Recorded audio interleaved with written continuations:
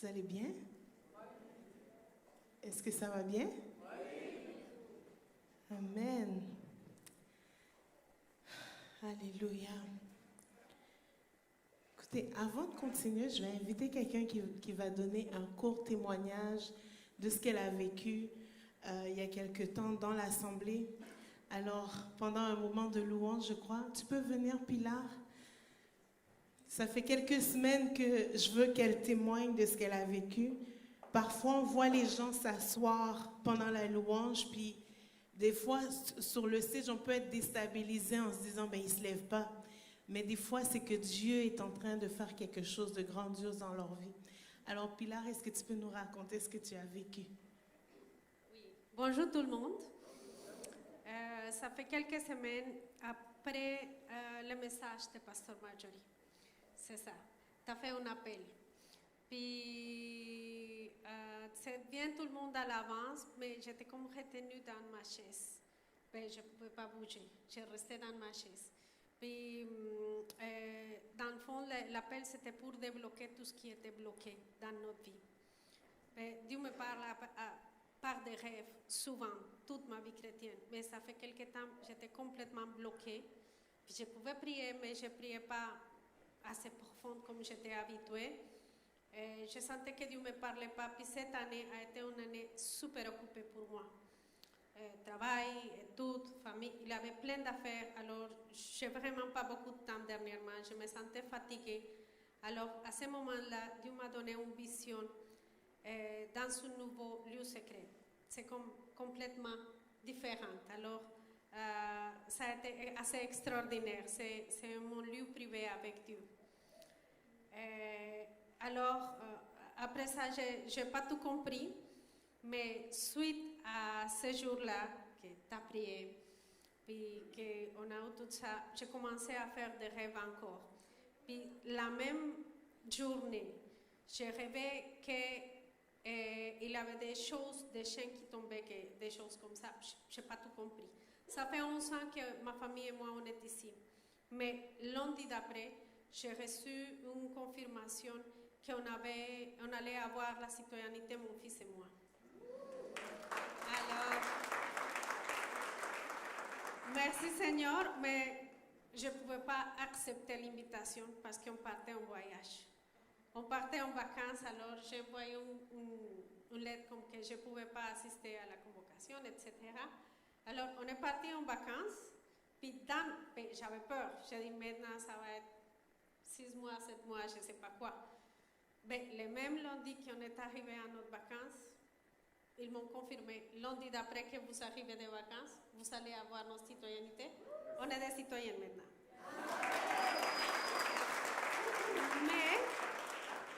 Mais évidemment, ça fait 11 ans que je ne vois pas mes parents. Alors, j'ai dit, moi, je m'en vais en décembre voir mes parents. Mais il manque un petit détail. Mon mari, il n'avait pas la sienne. Alors, j'ai dit, Seigneur, toi, tu l'as fait pour moi. Toi, tu l'as fait pour Sergio. Alors, toi, tu peux le faire pour mon mari. Alors, on a prié dans le même sens du message de ce jour-là. Alors, Dieu n'a pas permis que je donne mon témoignage jusqu'à aujourd'hui parce que mardi passé, mon mari, il a eu sa citoyenneté aussi.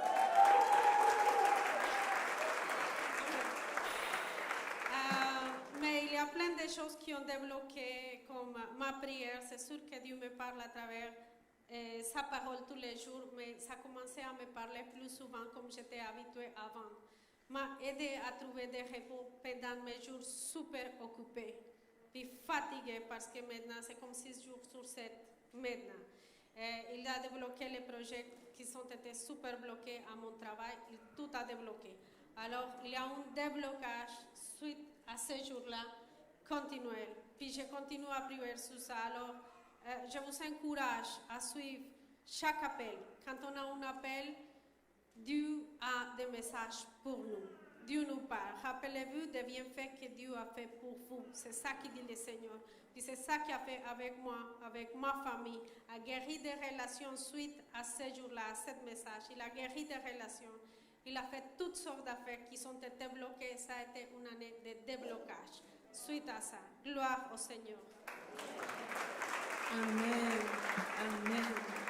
Est-ce qu'il y en a, avant qu'on continue, est-ce qu'il y en a qui ont des choses qui doivent être débloquées? Parce qu'on dit que quand on témoigne, on est en train de relâcher pour que quelqu'un qui saisit peut aussi vivre la même chose. Si tu as des blocages dans ta vie ce matin, tu peux te lever et je vais juste déclarer une percée spirituelle sur ta vie ce matin.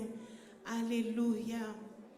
Alléluia. Seigneur, tu actives la foi ce matin pour croire que tu es capable de débloquer dans des domaines inusités, Seigneur. Dans des domaines que nous, on ne connaît pas, mais que toi, tu connais. Seigneur, je prie pour un déblocage dans les pensées. Seigneur, je prie pour un déblocage pour des portes ouvertes, pour des emplois. Je prie pour un déblocage pour des guérisons de maladies.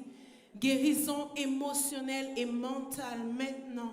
Seigneur, là où les portes ont été fermées, que ce soit dans les études, travail, peu importe le domaine, les enfants qui s'éloignent du Seigneur, je prie pour une saison de déblocage à tout niveau dans les vies maintenant, dans le nom de Jésus.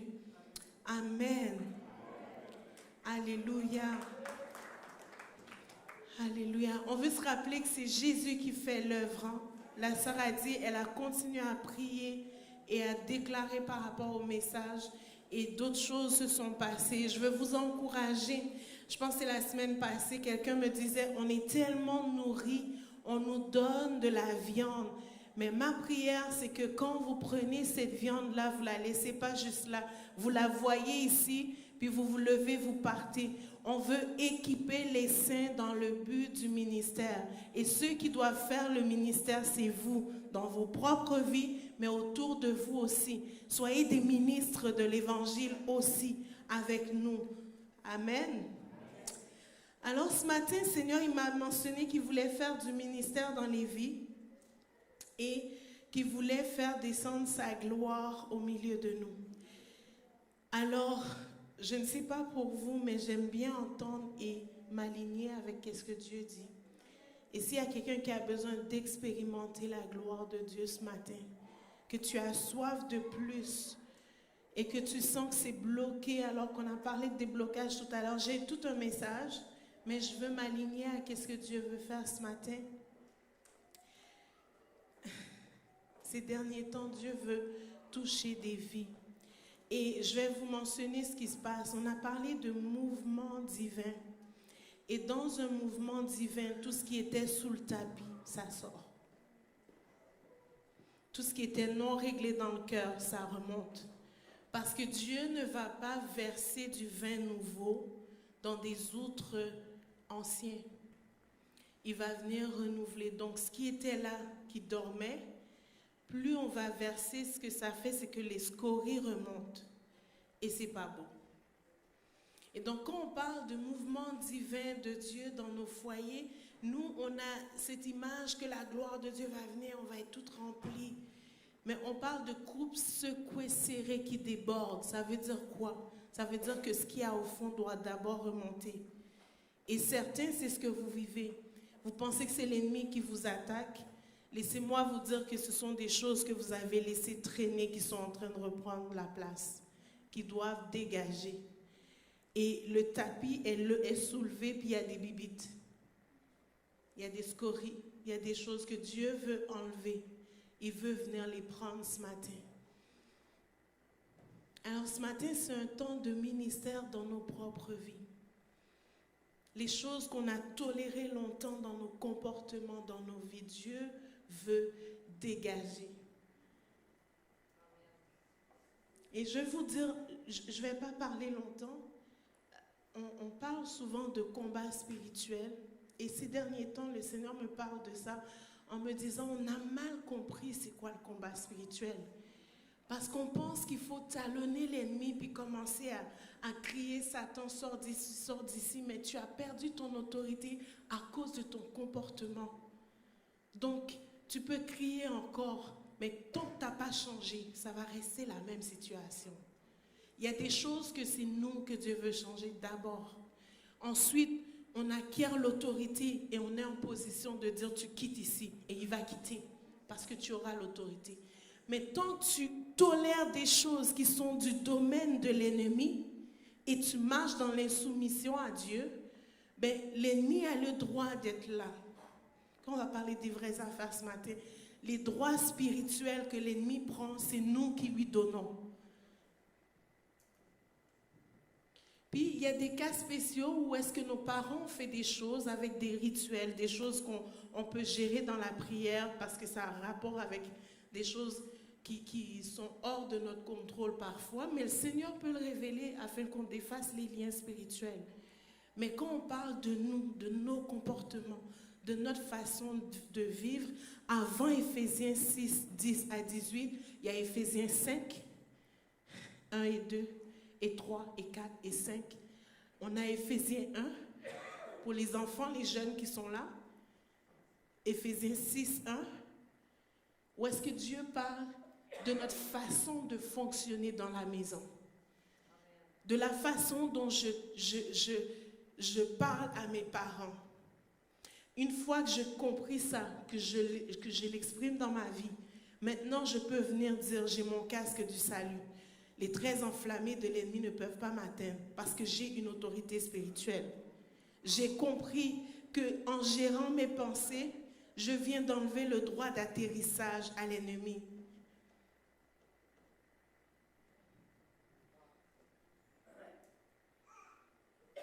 On va avoir un temps tout à l'heure de juste être dans la présence de Dieu et le louer. Donc, je vais prendre 5 à 10 minutes juste pour vous sortir des points qui sortent de Éphésiens 5 et 6. Et ensuite, on va juste aller dans la présence de Dieu. Parce que je crois qu'on a besoin d'être enseigné sur le comment appliquer les choses. Puis ensuite, on va juste laisser Dieu prendre soin de nous ce matin. Amen. Alors, j'ai demandé à l'équipe de rester là. Vous êtes super patients. Merci. OK. Très jeune dans ma vie chrétienne, Dieu a commencé à agir dans les miracles et les prodiges dans ma vie. Une des fois que je me souviens, c'est que j'avais pris l'autobus après l'école. J'avais peut-être 16 ans. Non, j'avais 15 ans. J'étais en secondaire 3. Puis je rentrais à la maison. Et il y a une madame qui rentre dans l'autobus avec son bébé. Et le bébé était mort. Elle est allée au CLSC. L'enfant a eu un vaccin.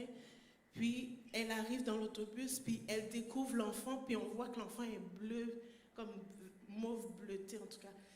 Puis moi, j'étais assise dans mon banc. C'est une des premières fois que je vais expérimenter d'être saisie par le Saint-Esprit et d'expérimenter la compassion pour quelqu'un que je ne connais pas. Et à ma place, je commence à parler en langue, je commence à prier. Puis je n'ai pas touché la madame, je n'ai rien fait. Ils ont appelé les ambulances étaient en route, puis l'autobus justement s'arrête. Et puis on attend pour que l'ambulance arrive et vienne constater ou prendre les signes vitaux du bébé. Et moi, je reste là, je dis, Seigneur, tu ne peux pas permettre. La madame, elle est à l'envers, puis dans l'autobus, tout le monde s'agite, puis je commence à prier. Puis je dis, Seigneur, ça se passe en esprit. J'ai commencé à parler en langue. Je pense que ça a pris peut-être 5 minutes. L'enfant se met à éternuer. Il est revenu. Résurrection. Et la famille, la madame, elle ne comprend pas. Fait que là, les ambulanciers arrivent et l'autobus, mais en tout cas, l'enfant repart. Ben, la madame, elle descend de l'autobus avec son bébé. Et moi, je suis toute excitée, j'arrive à la maison, j'appelle mon leader jeunesse, je dis, il y a eu résurrection, il y a eu résurrection.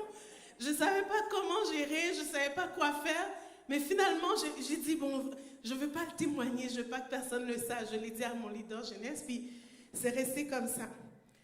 Quelques temps après, la même chose se reproduit à notre église. Il y a une amie qui était dans notre groupe d'intercession. Son bébé joue sur le lit, puis le bébé est tombé, le bébé est mort.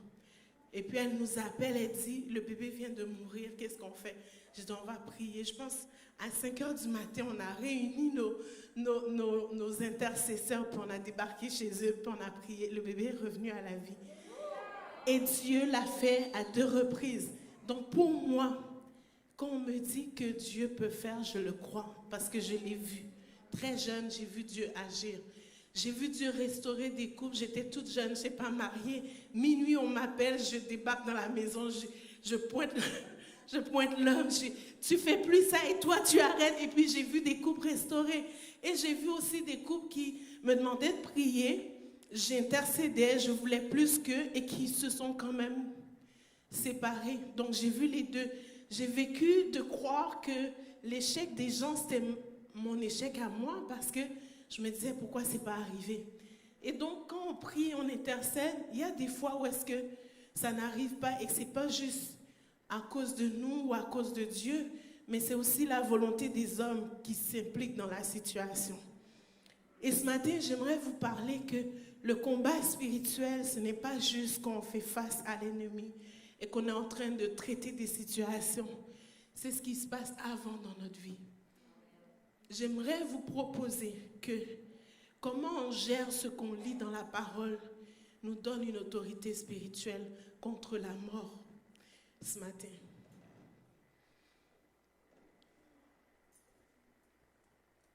Ce matin, plusieurs, vous avez des combats à livrer dans vos vies. Et dans Éphésiens, on va dire, je vais prendre mon armure spirituelle. Au reste, fortifiez-vous. Revêtez-vous de toutes les armes de Dieu afin de pouvoir tenir contre les ruses du diable. Car nous n'avons pas à lutter contre la chair et le sang, mais contre les dominations, contre les autorités, contre les princes de ce monde de ténèbres, contre les esprits méchants dans les lieux célestes. C'est pourquoi prenez toutes les armes de Dieu afin de pouvoir résister dans les mauvais jours et tenir ferme après avoir tout surmonté. Tenez donc ferme. Quand Dieu répète quelque chose, c'est quand même important qu'on y donne de l'attention. Dans ce texte, on voit tenir ferme au moins 3-4 fois. En peut-être 8 versets. Tenez donc ferme, ayez à vos reins la ceinture la vérité pour ceinture. Revêtez la cuirasse de la justice. Mettez pour chaussure à vos pieds le zèle que donne l'évangile de paix.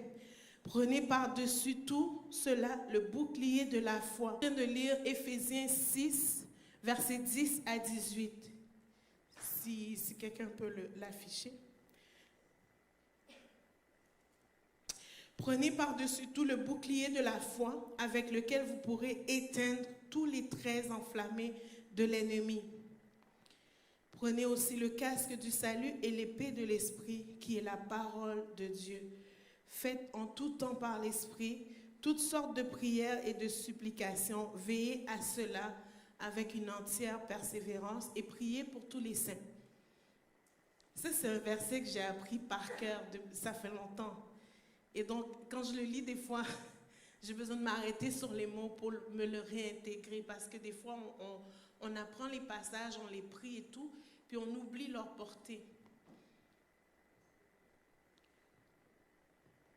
Comment est-ce qu'on peut appliquer l'armure spirituelle dans nos vies quand on se sent tout le temps affaibli, tout le temps attaqué, tout le temps sous pression et qu'on ne sait même plus si on a une armure?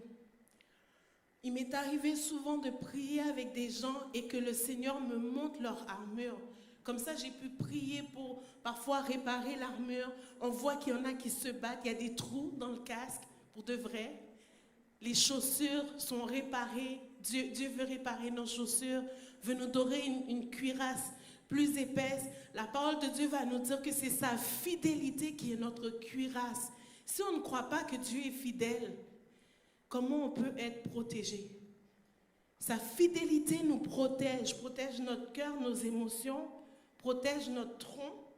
On a une cuirasse. La parole de Dieu mentionne dans Éphésiens 5, 1, devenez donc les imitateurs de Dieu comme des enfants bien-aimés. Marchez dans la charité à l'exemple de Christ qui nous a aimés, qui s'est livré lui-même à Dieu pour nous, comme une offrande et un sacrifice de bonne odeur. Et il y a une liste de choses qui fait en sorte qu'on devienne des imitateurs de Dieu. Et quand on lit le texte, Paul donne comme, voici ce que ça va produire en toi si tu ne fais pas telle affaire. Et là, on va parler d'impudicité, d'impureté, de cupidité, que que ces choses ne soient pas même nommées parmi vous. Et ces choses-là, on les laisse se produire dans nos foyers, dans nos vies, chez nos enfants. Mais de l'autre côté, on est en train de plaider et on chasse l'ennemi. Mais comment est-ce qu'on peut avoir l'autorité sur un esprit de séduction si nous-mêmes, on est séducteurs?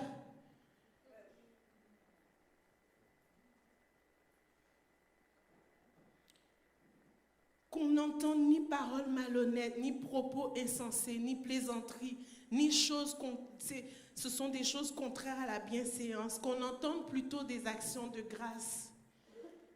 Dieu fait des choses merveilleuses dans nos vies, mais on n'est pas capable de lui rendre grâce. Mais on va voir la petite chose qui n'est pas encore arrivée. On va dire, Seigneur, pourquoi? Pourquoi? Et puis on va se plaindre. Mais vous savez que nos paroles produisent des choses eux-mêmes. L'ennemi n'a même pas besoin de nous attaquer. On produit nous-mêmes avec nos bouches des choses. Si je me lève, je dis à mon enfant, il est imbécile. Il me ramène des mauvaises notes le lendemain. Je peux pas le chicaner. Moi-même, j'ai déclaré qu'il n'allait pas comprendre à l'école. Mais si je me lève en disant, non, tu seras la tête et non la queue, même si tu n'as pas 100%, tu me ramènes 60%, mais c'est gloire à Dieu. Tu es bon, tu es capable, tu vas faire mieux la prochaine fois. Je suis derrière toi, je suis avec toi. C'est des choses qu'on doit réapprendre, je pense, parce que dans nos cultures, on a appris que pour pousser nos enfants, on devait prendre un bâton. Ce n'est pas nécessaire, pas toujours nécessaire. Plus jeune, je pense qu'on a donné 2-3 tapes à mes enfants, j'ai pleuré à chaque fois. Parce que je lui ai fait mal, Seigneur, pardonne-moi. En cachette. mais c'est pour mentionner qu'il y a un âge où on peut corriger l'enfant, mais un autre âge que tu viens avec la tape ou le fouet, tu es en train de l'humilier, de l'irriter. Et la Bible me dit quoi? Parents, n'irritez pas vos enfants. Si dans ma maison, mon enfant est irrité contre moi, après moi, je prie pour lui pour qu'il soit béni. Est-ce qu'il va recevoir la bénédiction? Je suis en train de mettre une table et de dire à l'ennemi, viens t'asseoir. Et de créer moi-même la rébellion dans son cœur. On a besoin de retourner à la base de l'évangile pour reprendre notre autorité spirituelle et s'armer spirituellement. Beaucoup d'entre nous marchons clopant parce que notre cuirasse est trouée, notre casque est mis à l'envers et on a une épée à moitié coupée, pas aiguisée du tout. Mais on se bat. Des fois, on se bat battant l'air. Parce que ce qu'on dit nous-mêmes, on le détruit avec nos comportements, avec notre bouche. On a besoin d'acquérir la sagesse. Et dans Éphésiens, il est mentionné, alors que je formais une autre équipe prophétique pour une autre église, le texte que j'ai emmené, c'est dans Colossiens. Ça dit la même chose. Là, j'ai fait, attends, les Colossiens et les Éphésiens, ils avaient les mêmes problèmes, Seigneur. Puis à la fin, je vois qu'ils parlent des mêmes personnages. Il dit, vous accueillerez Titi, je ne sais pas quoi. Puis les mêmes phrases se retrouvent. Je fais, mais attends, qu'est-ce qui se passe, Paul? On a un problème dans nos églises, encore aujourd'hui. Ce n'est pas juste Paul qui l'a vécu. On répète les mêmes sottises. Depuis le temps, on sait ce qui est bien, ce qui est mal. Il dit, homme, sache ce qui est bien et fais le bien. Choisis de faire le bien. Examinez toutes choses, mais retenez ce qui est bien. Si ce matin, pendant que je parle, tu te sens interpellé, change. Mais si je dis quelque chose que tu sens que ce n'est pas biblique, tu retiens ce qui est bon pour changer. Ce qui n'est pas pour toi, mais tu le laisses de côté. C'est ce que la parole dit.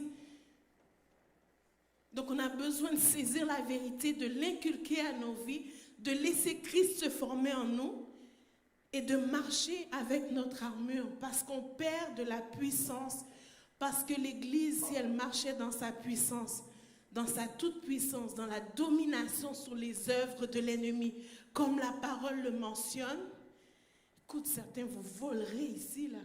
On ne marcherait plus, hein? Écoute, on ferait attention à l'orgueil spirituel parce qu'on saurait qu'on est fort, quoi.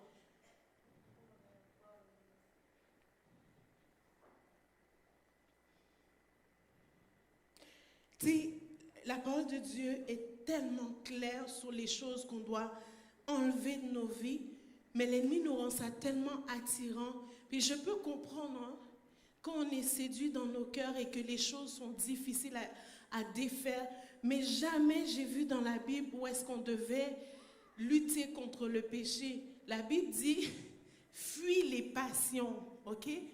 Résiste au diable, fuis les passions. Et qu'est-ce qu'on fait? Comme on a accepté nos passions dans nos cœurs, on fuit l'ennemi. Alors que c'est lui qui a peur, quand il arrive, il y a des choses qui sont de son domaine. Parce que le trône de l'ennemi, c'est la rébellion et le mensonge et la désobéissance. Et donc, toutes ces choses, quand on les applique, on est en train de changer de royaume sans s'en rendre compte. On marche dans un royaume, on professe une vérité, mais on a un fonctionnement de notre royaume. Et ça donne des droits. Ça donne des droits de venir nous voler, de venir agiter notre famille, de venir embêter nos enfants, de venir attaquer à tout bout de champ. Et nous, on n'est pas capable de s'en sortir parce qu'on a perdu notre autorité. Et ce n'est pas quelqu'un d'autre qui a pris ton autorité. Examine les choses. Sois sage. La Bible dit de marcher comme des enfants de lumière. Comment je peux avoir une lumière et ne pas marcher comme un enfant de lumière, marcher comme si j'étais dans les ténèbres encore et ne pas reconnaître l'œuvre de Christ dans ma vie? Donc, je veux vous encourager, quand vous voyez que ça commence à remonter, que les choses sont bouleversées, commence à examiner, commence pas à chercher qui t'attaque, quel ennemi, mais commence à voir, est-ce que moi j'ai fait quelque chose? Est-ce que moi j'ai dit quelque chose? Vous savez, j'avais un gros mal de dos, mais tellement mal au dos, et c'est le monde spirituel pour moi, c'est rendu du tac au tac. Je fais ça, j'ai ça. Je fais pas ça, j'ai pas ça. Je suis un soldat. Dieu dit de faire ça, on le fait. Il dit pas de faire ça, on le fait pas. On touche pas. Et j'ai compris que ce qu'on déclare de notre bouche, ça a une portée tellement plus grande qu'on ne le saisit.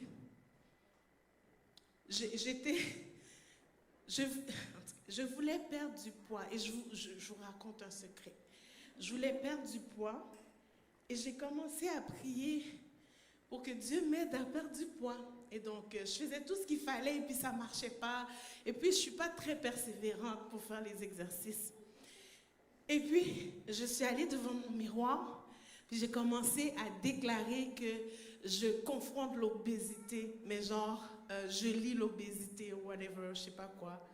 Mais un truc bizarre. Tu sais, je fais des trucs bizarres des fois.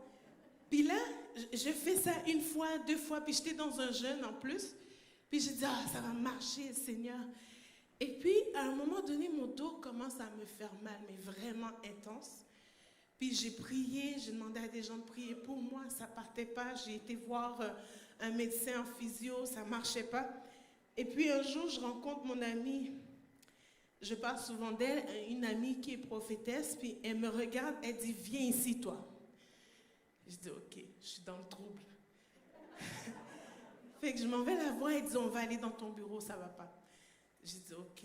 Fait que j'arrive dans son bureau, elle dit, là, il y a un esprit d'infirmité qui s'accroche à ton dos. Là, je vous dis des trucs. C'est intense, là. J'ai commencé ça, je dis, moi, l'ennemi ne peut pas m'approcher, tu sais. Puis là, elle a dit, qu'est-ce que tu as fait? Qu'est-ce que tu fais ces derniers temps? J'ai fait, rien. Elle dit, est-ce que tu as dit quelque chose à propos de ton corps? J'ai fait, oui, j'ai maudit l'obésité. Et là, elle a dit, mais c'est qui est obèse? Je dis, c'est moi.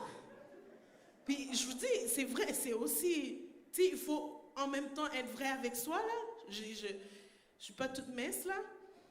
Fait qu'elle dit, tu t'es maudit. Fait qu'en te maudissant, tu donnes un droit. J'ai fait, ok, je dis, on peut-tu le défaire là? Puis là, puis on a prié, j'ai demandé pardon au Seigneur. Je dis, Seigneur, je te demande pardon, j'ai fait ça dans l'ignorance, je te demande pardon. Seigneur, je défais ça sur moi maintenant au nom de Jésus. Mon mal de dos, il est parti comme ça. Et puis je suis revenue chanter.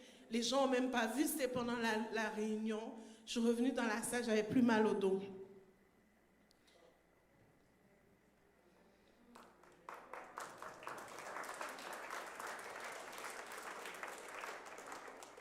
En fait, vous racontez ça, ça m'amène dans la vulnérabilité que moi aussi je fais des erreurs. Parce qu'on dit des choses avec notre bouche. On déclare des choses sur nos enfants. Puis ensuite, on se demande pourquoi ça ne va pas bien. On a besoin de gérer tout, chaque détail. Quand tu pries chez toi, tu chasses l'ennemi et que tu dis que personne ne sorte, que personne ne rentre, mais ce qui est à l'intérieur ne peut pas sortir. Pourquoi je vous raconte ça? Parce que je l'ai fait. Vous saisissez, c'est aussi simple que ça. Si tu chasses les choses, mais chasse-les, ouvre la porte puis que ça sorte. Ne dis pas que rien ne sorte de chez toi. Tu ne sais même pas s'il y a quelque chose. Donc, tu as besoin de savoir, Saint-Esprit, est-ce qu'il y a quelque chose? On a besoin de fonctionner avec le Saint-Esprit. Et souvent, on voit quelque chose, puis tout de suite, on commence à s'exciter. Puis on dit, je vais faire le combat spirituel, je chasse l'ennemi. Est-ce que Dieu t'a dit de chasser ce que tu as vu? On a besoin de fonctionner sous l'autorité du Saint-Esprit et se soumettre à ce que lui dit. Souvent, on s'agite, c'est dans le vide parce qu'on ne fait rien finalement. Vous saisissez? Là, je vous emmène ailleurs, dans un autre niveau. Mais on a besoin de marcher dans ce niveau-là. C'est là qu'on est supposé de fonctionner en tant que chrétien. Ne pas être ignorant de ces choses. C'est ce que Paul va dire. Il ne faut pas qu'on soit ignorant que le monde spirituel a autorité sur le monde physique et que ce qu'on dit de nos bouches a un poids spirituel. Et la Bible nous enseigne à devenir mature. On doit devenir maître. On doit être des maîtres. Mais nous sommes parfois au corps, au lait spirituel. Et si tu es nouvelle convertie, que ça ne fait pas longtemps que tu nous as rejoints, tout ce que je dis, tu peux le prendre. Prends des notes. Peut-être que tu ne vas pas les vivre tout de suite, mais un jour ou l'autre, tu vas faire face à un ennemi. À une lutte, à une tentation. Il faut que tu saches comment réagir. Quand tu es tenté, fuis. La Bible n'a jamais dit que tu dois rester là. Prenez l'exemple de Joseph. Il a laissé même son vêtement, il a fui. On a besoin de savoir ça. Tu es marié, il y a quelqu'un qui rôde autour de toi, qui veut que tu lui donnes un livre, qui te dit bonjour, c'est gentil, elle te fait des compliments sur ta cravate, tu dis merci.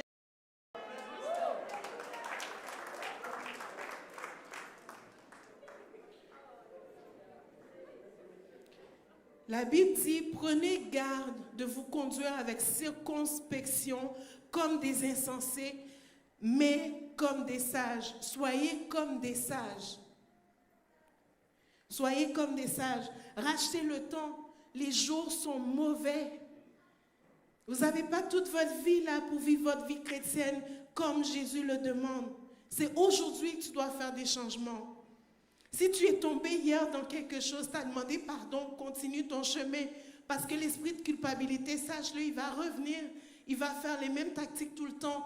Sache c'est quoi les tactiques qui t'attaquent et défais-toi-en. Éloigne ça de toi. Continue ton chemin. Parfois, tu n'as même pas besoin de rester à écouter. Si c'est un mensonge, pourquoi tu donnes du poids à un mensonge?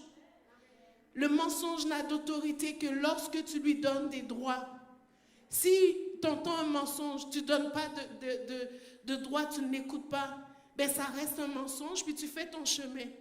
Mais quand la vérité est citée, prends la vérité, fais-en ton partage parce que c'est ta ceinture. Ça te tient debout fermement.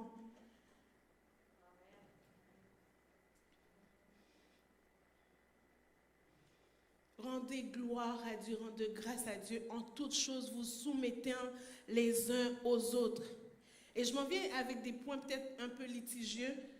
Vous soumettant les uns aux autres. Donc, se soumettre les uns aux autres, ça veut dire que toi, tu dois aussi te soumettre à ta femme. C'est les uns les autres, c'est ta sœur en Christ. Parce que les uns les autres est venu avant, femmes, soyez soumises à vos maris. Ça veut dire quoi? Ça veut dire elle se soumet à toi comme à Christ. Si ce que tu lui demandes ne fait pas partie de la Bible, c'est normal qu'elle te dise réfléchissons un peu. Parce qu'on a des cultures qui nous poussent à être des autoritaristes.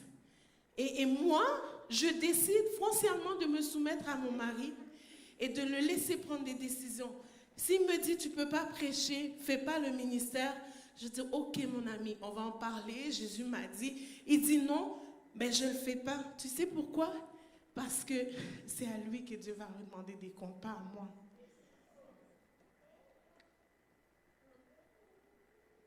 Maintenant, en tant que femme, certaines vont dire, mais tu dois te rebeller. Ben, la réalité spirituelle, c'est que c'est à lui que Dieu va redemander des comptes pour ma désobéissance que lui a permis. Parce que la Bible dit quoi? Il doit me faire une plateforme pour que je brille, comme Jésus a glorifié l'Église. Il doit faire en sorte que je sois bien, que je sois couverte spirituellement. À partir du moment où il ne le fait pas, je vis des choses, c'est sa responsabilité. Donc, on a besoin de comprendre les rôles et les pourquoi de Dieu. Donc, quand je décide d'être une femme querelleuse, que je renverse ma maison de mes propres mains, Proverbe 14, 1. La femme sage bâtit sa maison. Celle qui est insensée, qu'est-ce qu'elle fait? Elle renverse de ses propres mains. Toi-même, tu irrites ton mari, tu le pousses à être grincheux. La Bible dit quoi? Il ne doit pas être aigri contre sa femme parce que ça arrête ses prières dans les cieux. Et quand tu le fais intentionnellement, c'est à toi que Dieu va parler. On a tous des responsabilités. Parce qu'il y a des choses que Dieu dit à la femme, ce n'est pas à l'homme qui l'a dit. Que tu dois prendre soin de ton foyer pour que ça tienne, que tu ne le renverses pas, c'est à la femme qui dit ça. Tu ne dois pas renverser ton propre foyer. Donc quand tu le fais, que ton mari est aigri, qu'il n'arrive plus à prier pour toi, pour que tu sois bien, c'est toi que Dieu va parler. Tu as besoin d'apprendre à bâtir ton foyer, à ce que ton mari soit honoré aux portes à cause de toi. C'est ce que la Bible me dit, Proverbe 31, son mari est honoré aux portes à cause d'elle. Et ce n'est pas une femme qui n'a pas d'autorité dont on parle, c'est une femme qui donne des ordres à ses servants. Donc on parle d'une femme d'autorité qui se tient, qui sait qui elle est, mais qui permet que son mari soit honoré aux portes à cause de son comportement. Ce matin, on a besoin de réaligner les choses à leur place.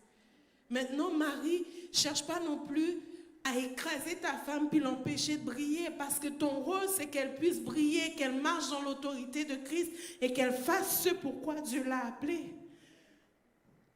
Et donc, quand tu crois des mensonges, des doctrines de mensonges, ben, tu ne permets pas à ta femme de briller comme elle devrait l'être. Parce que si je lis ma Bible, il y a des apôtres dans la Bible qui sont femmes. Paul va mentionner aux disciples de la recevoir comme une apôtre. Donc on a besoin de comprendre les Écritures, puis de les remettre à leur juste valeur et de te dire que moi, je ne suis pas soumise à tous les hommes, mais je suis soumise à mon mari. Donc la Bible dit, femmes, soyez soumises à qui? À votre mari. Homme, aime qui? Ta femme, pas toutes les femmes que tu rencontres. Ta femme. Et sois prêt à mourir pour elle. Je pense que dernièrement, quelqu'un a amené ce message. Sois prêt à mourir pour elle. Des fois, je dis à mon mari, tu sais, le seul à qui Dieu a demandé d'être prêt à mourir pour l'autre, c'est toi. Tu as une plus grosse responsabilité que moi. Donc, on a tous des droits dans le royaume et surtout des devoirs qu'on oublie. Et donc, si on veut marcher dans l'autorité, quand tu arrives et que l'ennemi vient te dire, écoute, dès mes premières semaines de mariage, l'ennemi est venu m'attaquer pour dire que mon mari m'a trompée. J'avais même des images. Puis là, je suis comme, voyons donc. J'ai réveillé mon mari tout de suite. J'ai dit, voici ce que l'ennemi est en train de me dire maintenant. Puis j'ai dit, ensemble, on va prier. Puis on a prié. On a brisé ça tout de suite. Les plans de l'ennemi, Dieu nous les révèle d'avance. Et je connais mon mari. J'ai dit, moi, je connais mon mari. Je sais qui j'ai marié. C'est un homme droit. Maintenant, je vais me lever, je vais prier. Des fois, l'ennemi vous attaque dans vos pensées. Puis vous croyez que c'est des trucs que Dieu vous a révélés. Puis vous mélangez les cartes et ça brise le foyer. On a besoin d'être capable comme des brebis d'entendre la voix du Maître et de savoir que Dieu ne va jamais accuser.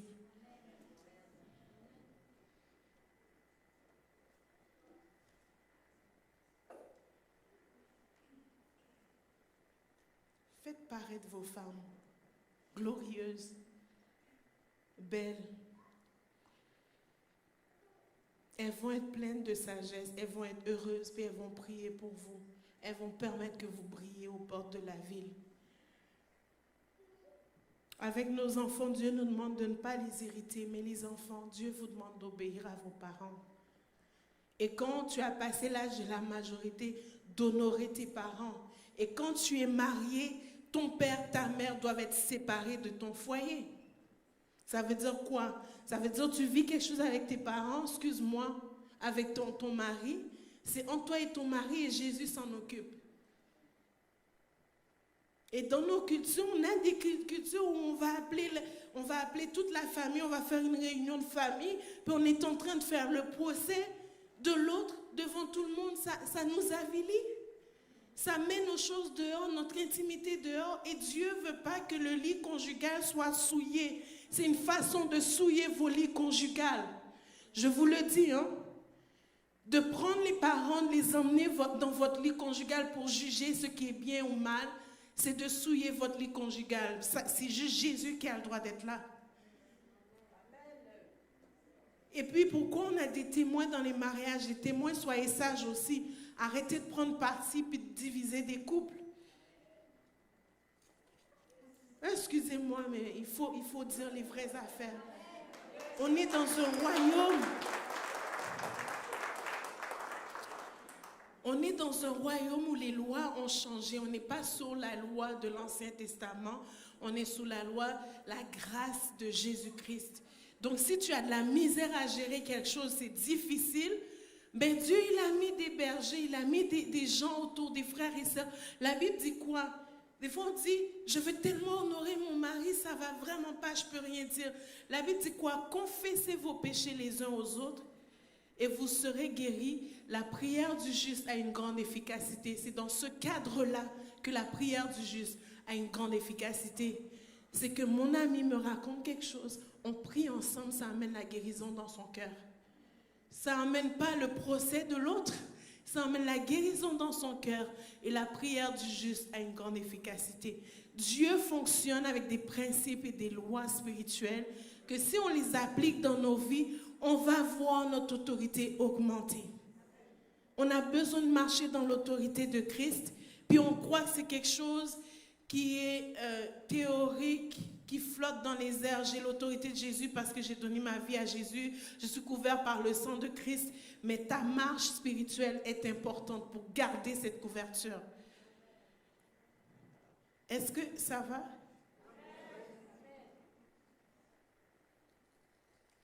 Ce matin, on a besoin de devenir sage. On a besoin de laisser le Saint-Esprit faire un travail dans nos cœurs.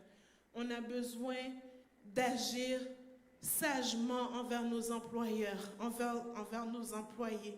La Bible dit que si tu as des employés, traite-les comme étant égaux à toi, parce que vous avez le même maître, s'ils sont chrétiens, bien entendu. Mais vous avez le même créateur.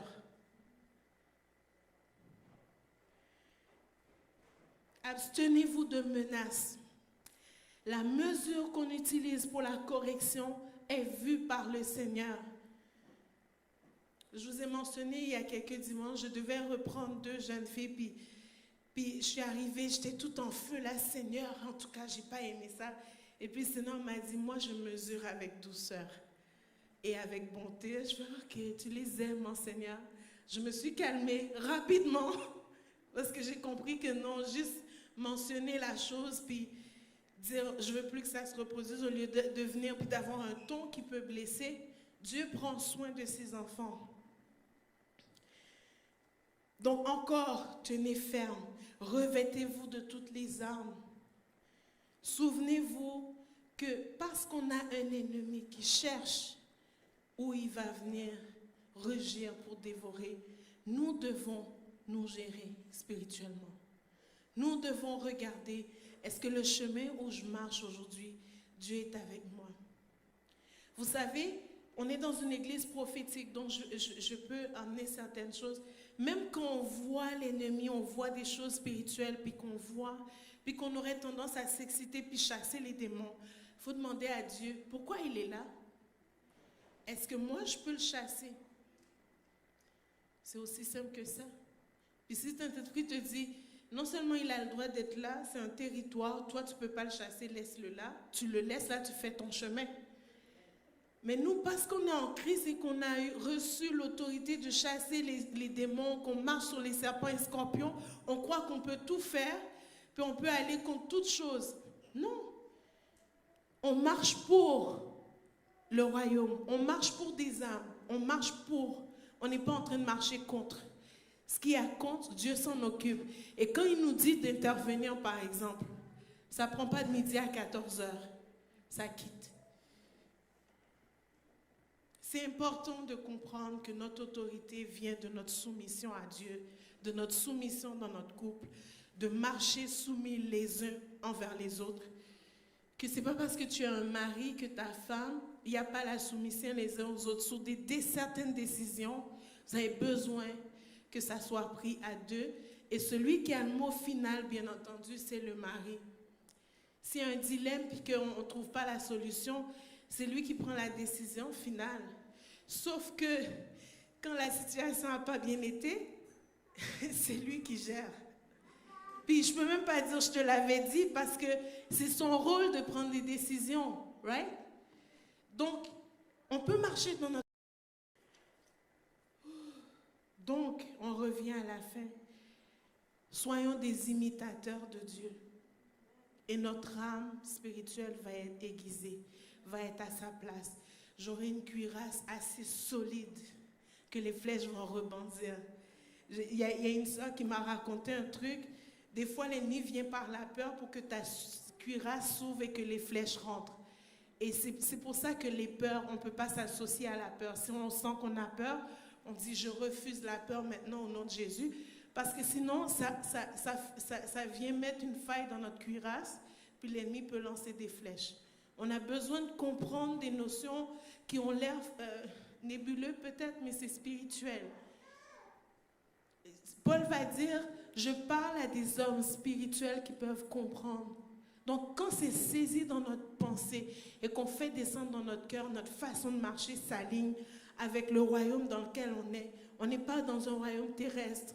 On est dans un royaume céleste avec des lois, des privilèges, des bénédictions qui veulent descendre dans votre vie, mais qui sont bloquées par nos propres comportements, nos propres croyances. On croit facilement aux mensonges et on a de la misère à faire rentrer la vérité.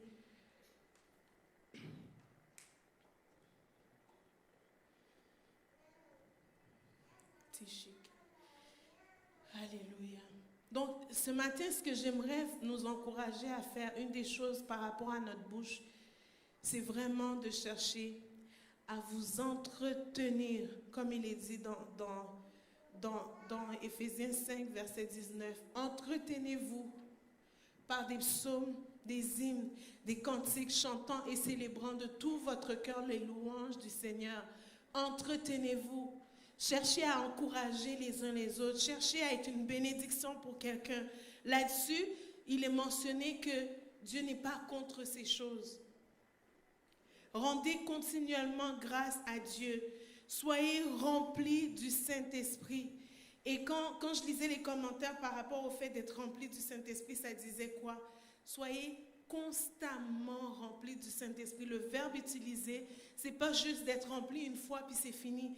C'est de s'entretenir, d'être rempli du Saint-Esprit constamment. On a besoin de l'aide du Saint-Esprit pour fonctionner. La vie chrétienne, c'est une vie qui se vit avec l'apport et le soutien du Saint-Esprit. On ne peut pas croire qu'on est capable tout seul, qu'on est capable par nos propres forces. Dans le fond, par nos propres forces, la chair ne produit pas les choses de l'esprit. Donc, on ne peut pas par nous-mêmes. Donc, la Bible dit quoi? Éphésiens 5, 3, 4. Marchez dans la pureté. Laissez de côté les choses qui ne vous apportent rien qu'un vide à la fin finalement. Marchez dans la pureté. Ne te laisse pas séduire. Ça dit que personne ne vous séduise par de vains discours. Examinez toutes choses. La Bible dit, retenez ce qui est bon. Dans 1 Thessaloniciens 5, 21, ça dit de retenir ce qui est bon, mais d'examiner toutes choses. Soyez remplis du Saint-Esprit. Aie un esprit d'encouragement. Rends grâce pour les petites choses. Soumettez-vous les uns aux autres. Il y a des gens qui disent, moi je vais le faire si le pasteur me le demande. Fait que quand quelqu'un d'autre le demande, moi je ne le fais pas parce que ce n'est pas le pasteur. Puis quel pasteur peut le demander pour qu'il le fasse? Ça c'est de l'insoumission puis de la rébellion. Soumission au mari, amour envers notre femme. Enfants, obéissez à vos parents. Honorez les parents. Honorer ton parent, ce n'est pas de l'inclure dans ton foyer pour qu'il décide de ce que tu vas faire à chaque jour. Je parlais avec un couple à un moment donné, pas de notre église, puis la dame, elle me disait, puis on faisait c'était un temps de délivrance, puis elle disait, si mon mari dit quelque chose, ma mère appelle, elle me dit autre chose, je fais ce que ma mère me dit, parce que je veux l'honorer. J'ai dit non, tu es en train de mal comprendre le texte biblique. De mal comprendre le texte biblique, ce n'est pas ta mère qui gère ton foyer. C'est important. Dieu n'a jamais dit que ta mère était le chef dans ton foyer. Donc, fais attention. Enfants, obéissez à vos parents. Ça, c'est les enfants jeunes. Les plus vieux, il faut avoir des discussions puis honorer les parents. On a parlé d'employeurs, employés, soumission au travail. En leur absence, faites comme s'ils étaient présents. Quand ton employeur est là, tu fais bien les choses. Quand il est en vacances ou il n'est pas là, tu fais à moitié et tu pars plus tôt. On parle ici d'intégrité, de bien faire les choses. Donc la Bible nous donne comment on doit agir dans notre vie quotidienne. Si on suit ce qui est écrit, on va être de bons citoyens. Fais bien ton travail. Patron, agis bien envers tes employés. Ne les menace pas. Donc Dieu, il parle de tout le monde. Il parle de tout le monde. Dans nos foyers, Dieu s'adresse à tout le monde, peu importe notre position, il parle à tout le monde. Et ce qu'il nous demande, c'est fortifie-toi. Quand tu as mis ces choses-là en pratique, parce que c'est usant tous les jours d'être bon, d'être gentil, même quand la personne te dit quelque chose de mal, d'aimer ton ennemi, prier pour ton ennemi. À un moment donné, tu es fatigué, tu dis, Seigneur, donne-moi 2 minutes. Juste 2 minutes. Des fois, on a envie de grincer des dents, mais Dieu dit, tiens ferme. Mets la vérité comme ceinture. Reste dans la vérité. Mets la cuirasse de justice. Mets les chaussures du zèle de l'évangile de paix. Prends ton bouclier. Ta foi, c'est ton bouclier. Continue à croire parce que ça va éteindre les traits enflammés de l'ennemi. Mets ton casque. Protège tes pensées. Ne te laisse pas aller à croire à tout ce que tu penses. Ce n'est pas tout ce que tu penses qui mérite ton attention. Même si c'est toi qui le penses, ce n'est pas nécessairement bon. C'est important de juger nos propres pensées à la lumière de la parole. Dire, si je me dis, Marjorie, t'es bête, est-ce que la parole me dit que je suis bête? La parole me dit non. Puis tout de suite, la lumière s'allume. Psaume 139, 14. Je te loue de ce que je suis une créature si merveilleuse et mon âme le reconnaît bien. Ce que je suis en train de vous dire en sortant à chaque fois des versets, la parole de Christ doit devenir vie en vous. Ça doit être votre réponse à l'ennemi. Tiens ton épée, qui est la parole de Dieu. Ne la laisse pas tomber, qu'elle soit aiguisée dans ta bouche. Que quand tu parles, c'est des flèches contre l'ennemi. Sois à l'offensive plutôt qu'être toujours en train de te défendre. Pour être à l'offensive, change de comportement. Donc, est-ce que le combat spirituel, c'est être assis en train de crier à tout vent, « Je te chasse au nom de Jésus » et tout ça? Non. C'est qu'une fois que tu as bien saisi ça, que la parole a pris vie en toi, tu te promènes dans la rue, les gens qui ont des démons, ils fuient. Et même c'est toi qui vas courir après eux pour dire, je vais te présenter Jésus. Je vais te parler de quelqu'un qui peut t'aider. Tu te promènes dans la rue et tu entends des paroles des gens que tu n'aurais pas imaginé parce qu'ils sont dérangés par ta présence. Ce n'est pas toi qui les dérange. C'est Jésus qui a pris forme en toi et qui est devenu ton discours, qui est devenu ta marche, qui est devenu ton soutien, qui est devenu ton étendard, qui est devenu ton ami, qui est devenu ton partenaire.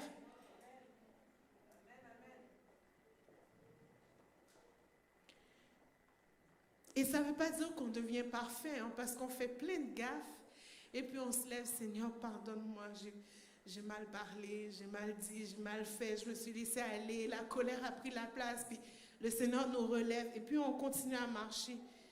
C'est important de comprendre ça, que ce n'est pas de devenir parfait, mais c'est de prendre la parole puis de l'appliquer à nos vies parce que justement, tout seul, on ne peut rien faire. Tout seul, on ne peut rien faire.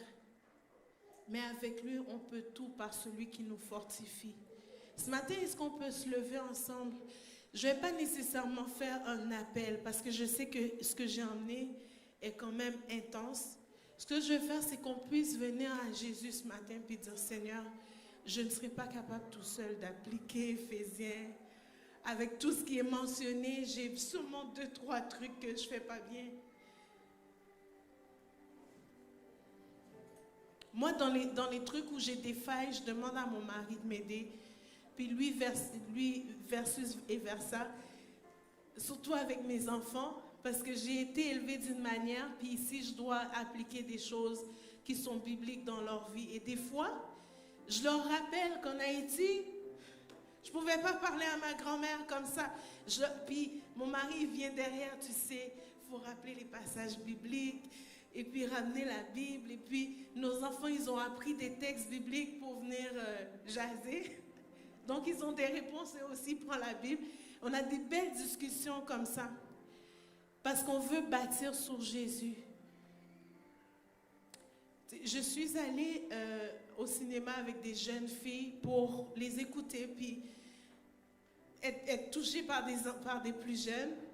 Puis j'aime ça les entendre. Puis je veux vous dire que nos enfants ont des convictions solides.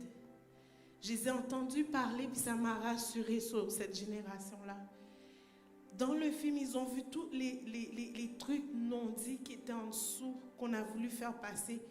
Ils me l'ont mis devant moi pour dire, bah ça ne marchait pas, ça, c'était pas correct. On a eu une belle discussion. Puis ce sont des enfants qui ont des convictions solides en Dieu. Donc on a besoin de continuer à déverser en eux, que eux aient leur propre conviction en Jésus. Ça va vous rassurer, parents, de savoir que nos enfants, ce n'est pas tout ce qui est dit dans ce monde qu'ils croient. Ils croient vraiment la parole. Puis ils veulent s'y soumettre. Donc si en rentrant à la maison, ils voient que nous, on ne s'y soumet pas, on a comme un petit problème, un dilemme de discours. Alors ce matin, je veux nous soumettre à Christ. Seigneur, tu viens dans nos vies ce matin alors qu'on va faire ces 2-3 chants juste pour te laisser agir, te laisser faire descendre ce qu'on a parlé ce matin et que nos armures soient remises en place. Sinon, je veux te prier, Seigneur, pour des vies, Seigneur éternel. Sinon, alors qu'on a parlé de tout ce texte, éternel, mon Dieu, je sais que plusieurs vont peut-être aller relire. Je prie que ça devienne des convictions dans les vies, Seigneur. On a besoin, Seigneur, d'enlever la parole à l'ennemi dans nos vies et de te donner la parole dans nos vies, Seigneur, le droit de parole. Jésus, je viens ce matin par cet enseignement, par ces passages qu'on a discutés, dire que ton mouvement divin peut prendre place dans nos maisons et on enlève le droit de parole à l'ennemi dans nos maisons, Seigneur, dans nos foyers, Seigneur. Viens corriger là où on doit être corrigé. Viens nous redresser, Seigneur. Viens nous donner ton amour, Seigneur, là où on manque d'amour. Viens, Seigneur, nous relever par ta main toute puissante, Seigneur. Là où ce matin, éternel, ça a été des choses confrontantes dans nos cœurs, viens, Seigneur, et mets ton baume parce qu'on a besoin de s'aligner à toi. Seigneur, merci pour ton mouvement divin dans nos vies. Merci pour ton mouvement divin dans nos foyers. Merci Seigneur pour le combat spirituel qui a pris place pour la vérité dans nos maisons, Seigneur. Merci Jésus pour ceux qui sont dans un combat pour leur foi. Je prie que tu restaures la foi ce matin. Comme disaient les disciples, Seigneur, augmente notre foi. Seigneur, si on croit que la foi c'est notre bouclier, Seigneur, on veut augmenter notre foi ce matin. Seigneur, si on croit que ta fidélité, c'est notre cuirasse. Seigneur, on veut croire encore plus en ta fidélité, Seigneur. Seigneur, si on croit que, Seigneur, le zèle dans l'évangile de paix, Seigneur, c'est nos chaussures. Donne-nous de travailler à notre zèle, Papa. Seigneur, que notre casque soit bien mis sur nos têtes. Seigneur, que nos pensées soient amenées captives à l'obéissance de Christ ce matin. Alléluia, Seigneur, que nos épées qui est ta parole deviennent notre nourriture, Seigneur, afin qu'on la connaisse et qu'on puisse la répliquer, Seigneur, avec foi. Seigneur Jésus. Alléluia. On peut juste commencer à louer le Seigneur dans ce lieu. Dire merci Seigneur. Merci pour ce que tu veux faire dans ma vie. Merci pour les choses que tu changes dans mon foyer.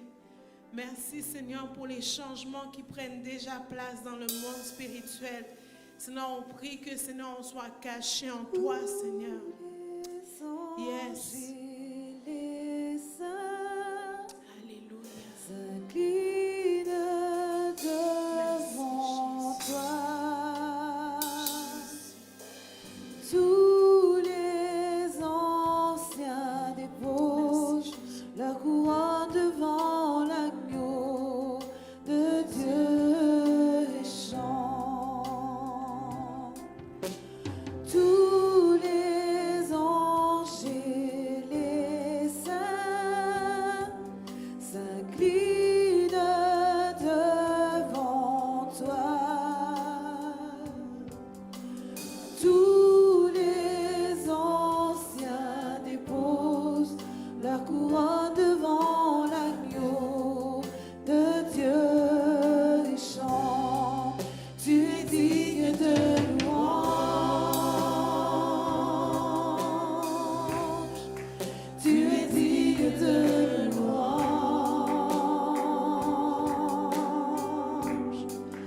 Car toutes choses sont pour toi et toutes choses viennent de toi. Tu mérites la gloire. Tu es digne de louange. Tu es digne de louange.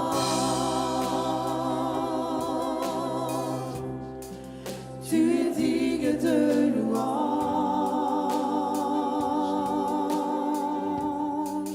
Car toutes choses sont pour toi et toutes choses viennent de toi. Tu mérites la gloire.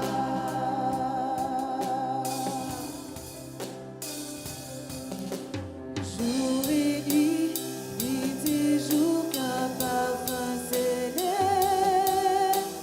Jour et nuit et jour, qu'un parfum s'élève. Jour et nuit et jour, qu'un parfum s'élève. Jour et nuit et jour, qu'un parfum s'élève. Alléluia.